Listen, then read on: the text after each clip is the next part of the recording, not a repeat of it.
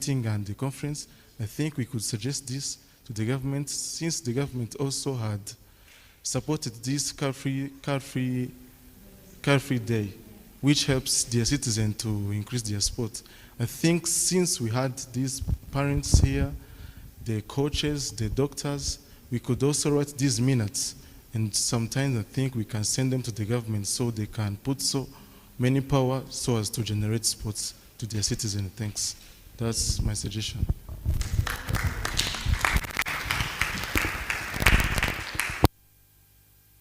Yeah, I absolutely agree with that. But you know, it starts with the people. In ancient Africa, when it came to chiefs and kings, they only had got power by way of the people. The people gave them that power but it was in hopes that they would be in the best interest of the people.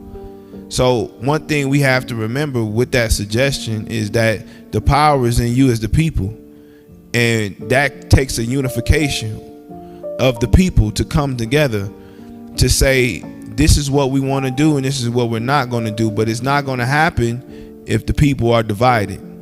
The government, I don't know if y'all know what that word means, but the government means to control one's mind. We have to first of all set our minds free, you understand? And understand that we are the people and the power is in the people, and it really is the power. One thing the government don't teach you is that they get their power from you, but they've manipulated to think that their power is all by themselves. So if you get enough people, you start signing petitions and you start coming together, first of all, as a people, we have to have an initiative plan. Are we going to the government to complain, or do we have an actual action plan of what we need done? That's two different things. Oftentimes we're going to the government complaining and we don't got no type of solution to our problems.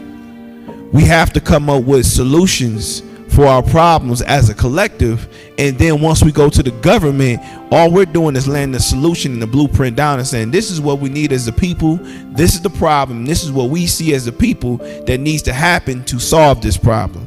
But we can't keep looking to the government to find that solution when we know at the end of the day, let's just be, I'm not saying this government, but many governments, whether it be Africa, Europe, or America, a lot of the times they don't have the best interests of the people.